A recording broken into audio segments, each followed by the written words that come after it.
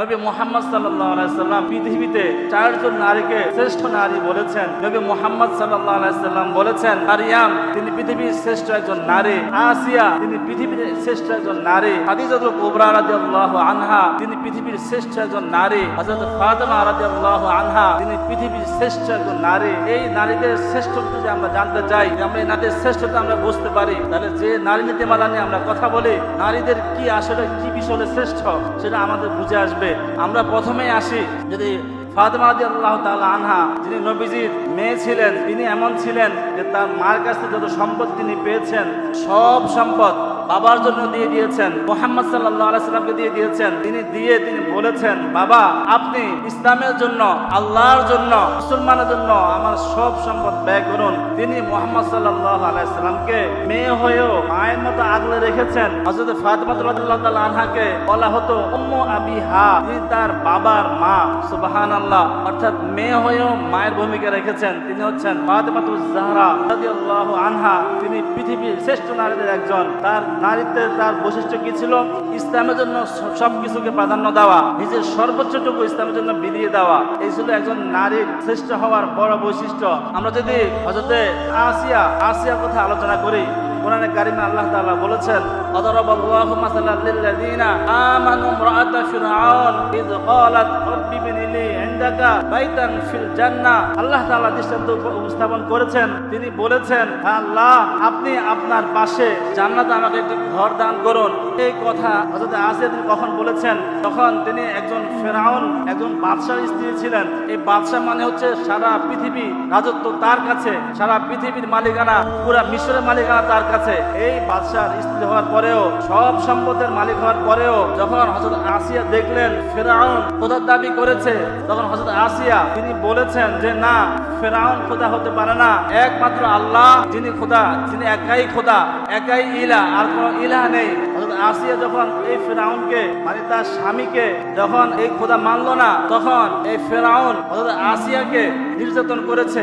নির্যাতনের শেষ পর্যায়ে গিয়ে ফিরআউন হযরত আসিয়াকে মাটিতে শুইয়ে দিলেন, তার উপরে বড় পাথর চাপিয়ে দিলেন, তাকে পাথর দিয়ে আঘাতে আঘাতে জীর্ণ শীর্ণ করে ফেললেন, তাকে শেষ করে দিলেন। এই অত্যাচার সহ্য করে হযরত আসিয়া বলেছেন, রব্বি বিনি লি ইনদাকা বাইতান ফিল জান্নাহ, ও আল্লাহ আপনার কাছে জান্নাতে আমাকে একটা ঘর বানান।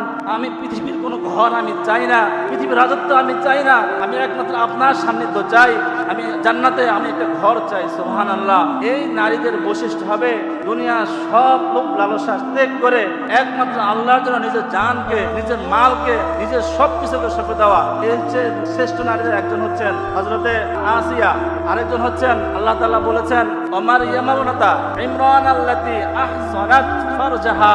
আল্লাহ তাআলা শ্রেষ্ঠ আরেকজন নারীর কথা সূরা তাহরিমে আল্লাহ তাআলা বলেছেন।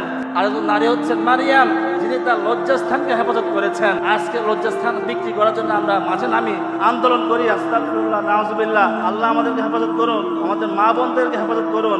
আল্লাহ তাআলা বলেছেন শ্রেষ্ঠ নারী কেন?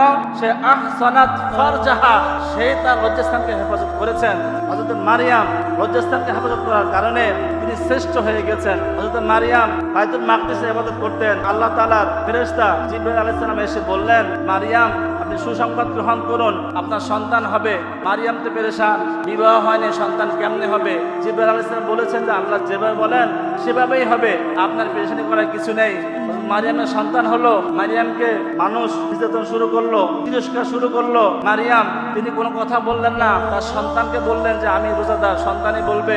সন্তান দাঁড়িয়ে গেলেন, ভাষণ দিলেন, ইন্নী আবদুল্লাহ আতানিয়াল কিতাব ওয়াজআলানি নাবিয়্যা ওয়াজআলানি মুবারাকান আইনামা কুনতু ওয়া আওসানি বিস সালাতি ওয়াজ যাকাতি মা দুমতু হাইয়া। সুবহানাল্লাহ, এই মায়ের গর্ভ থেকে সন্তান জন্ম নিয়ে মায়ের পবিত্রতা বর্ণনা করেছেন।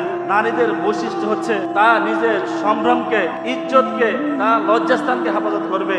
আর লজ্জাস্থানকে বিক্রি করার জন্য আন্দোলন করা হয়। এদের আর কিছু থাক না থাক, এদের বোধ নাই, এদের মনুষ্যত্ব নাই, এরা সবকিছু হারিয়ে ফেলেছে। নিজের লজ্জাস্থান, নিজের সম্ভ্রম, ইজ্জত সেটা বিক্রি করার জন্য মর্যাদা কিভাবে চায়, নাউজুবিল্লাহ। এজন্য তোমরা যখন ছোট, তোমরা বড় হবে, মনে করতে হবে আমার সবচেয়ে বড় জিনিস আমার ইজ্জত। রাসূলুল্লাহ বলেছেন, যার জুবান এবং লজ্জাস্থানকে হেফাজত করবে সে জান্নাতি হবে, সুবহানাল্লাহ। এজন্য আমরা আমাদের যৌবনকে, আমাদেরকে শৈশবকে, আমাদের কৈশোরকে আমরা কখনো নষ্ট হতে দেব না, ইনশাআল্লাহ। সর্বশেষ যিনি হযরত খাদিজা রাদিয়াল্লাহু তাআলা আনহা, তিনি নবী সাল্লাল্লাহু আলাইহি সাল্লামের প্রথম স্ত্রী ছিলেন। তিনি ছিলেন আরবের সবচেয়ে বড় ধনী।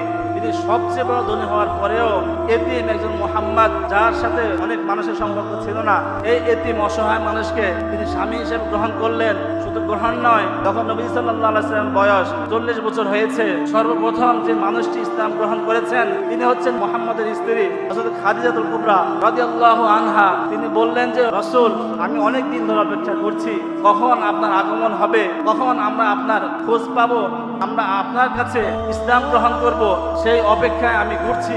যখন আপনাকে পেলাম, আমি ইসলাম গ্রহণ করলাম, আমার যত সম্পদ আছে সব সম্পদ আমি আপনাকে বিলিয়ে দিলাম, আপনাকে দিয়ে দিলাম। আপনি ইসলাম জন্য ব্যয় করতে থাকুন, ইসলাম প্রতিষ্ঠিত হোক, ইসলামে মানুষ অগ্রসর হোক। নবীজি সাল্লাল্লাহু আলাইহি সাল্লাম শ্রেষ্ঠ নারী অধিকার দিয়েছেন হযরত খাদিজাতুল কুবরা রাদিয়াল্লাহু তাআলা আনহাকে।